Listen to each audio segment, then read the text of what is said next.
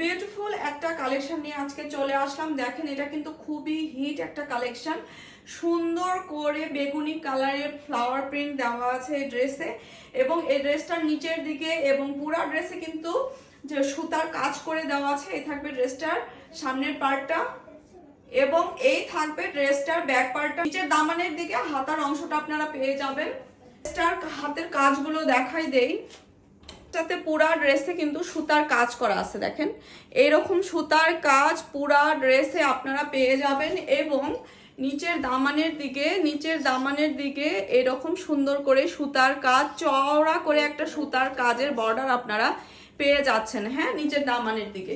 So এই থাকবে ড্রেসটা। এবার সালোয়ার আর ওড়নাটা দেখাই দিচ্ছি আমি।